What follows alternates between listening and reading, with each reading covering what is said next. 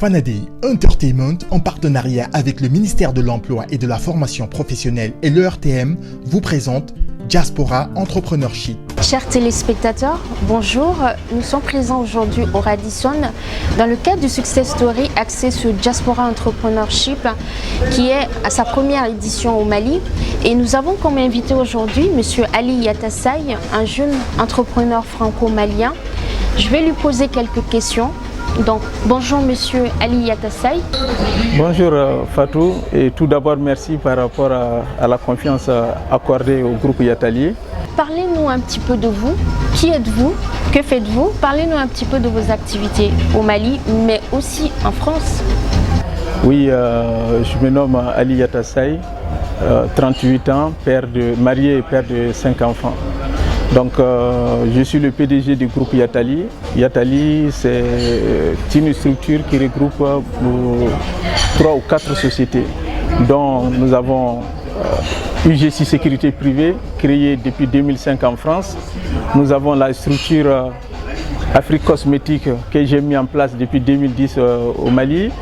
2011, la création de Mali Garde, qui est une structure de gardiennage parallèle à la société de gardiennage en France. Et au fur et à mesure, vu l'évolution des choses, nous avons aussi mis une structure en place depuis 2012 du nom de Presse Africa. Presse Africa qui s'occupe de tout ce qui concerne côté communication et surtout sur des grands événementiels et autres choses. Et là, depuis un moment, nous avons mis en place aussi, dont je suis actionnaire à 100%, Siman Immobilière, c'est une structure qui s'occupe de tout ce qui concerne achat, vente des terrains et construction. Vous vivez entre le Mali et la France. Et pourquoi avoir décidé de retourner au Mali pour faire des affaires? Parce que vu les actualités, vu ce qui se passe aujourd'hui au Mali, je peux dire que c'est pas évident. Comme on dit, on est mieux que chez soi. Hein. On se retrouve en aventure, on va. La fierté d'un homme, c'est de venir concrétiser, créer quelque chose dans son pays pour pouvoir aussi aider les siens. Parlez-nous un petit peu des difficultés, des obstacles que vous avez rencontrés dans le cadre du lancement de vos activités au Mali, mais aussi en France, bien évidemment. Donc c'est vrai que ça n'a pas été du tout facile, mon parcours, comme je l'ai souligné.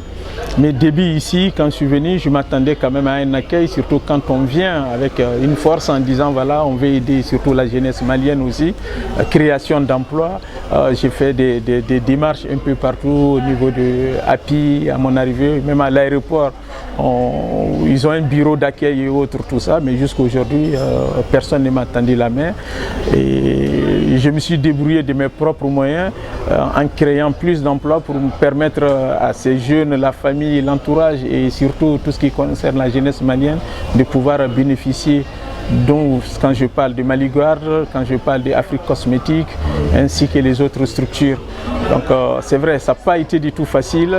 Et là, je continue encore à demander qu'on puisse nous encourager à rentrer au pays parce que voilà, beaucoup de jeunes, je discute avec des amis, des franco-maliens, certains maliens qui sont de l'extérieur au niveau du Congo, du Gabon, ils ont envie de venir créer, concrétiser quelque chose ici dans leur pays d'origine. Mais je pense que si les autorités maliennes essayent de pouvoir leur tendre la main et surtout voir aussi au niveau, quand ils viennent, au niveau des exonérations pour leur permettre de mieux s'installer parce que c'est pas du tout facile à un début, il faut un investissement, le temps de s'installer et autres tout.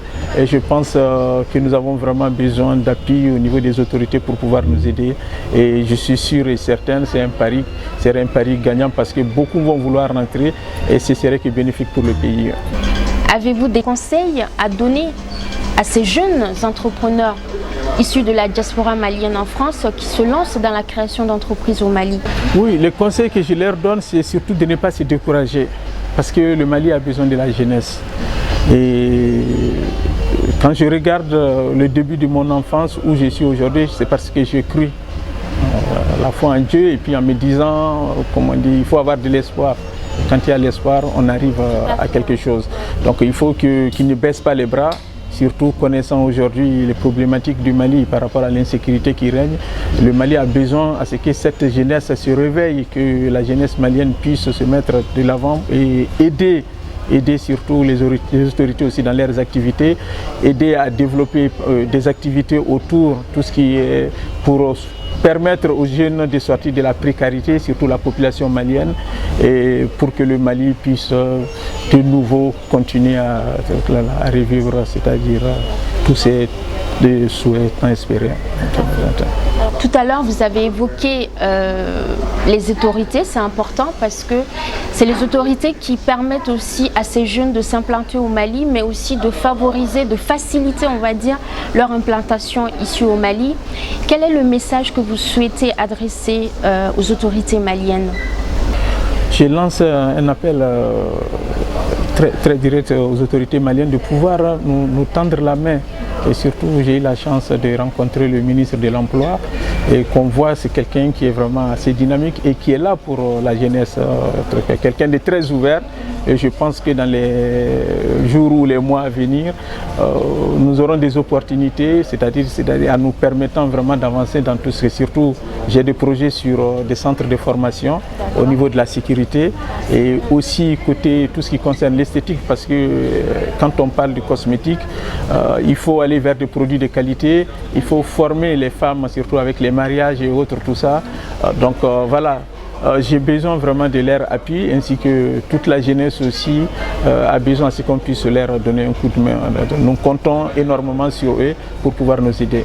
Merci beaucoup M. Yatassaye d'avoir répondu à notre question. Chers téléspectateurs, merci donc de nous avoir suivis. Nous vous donnons rendez-vous pour un prochain numéro dans le cadre de Diaspora Entrepreneurship. Sponsorisez nos émissions pour gagner vous aussi de la visibilité.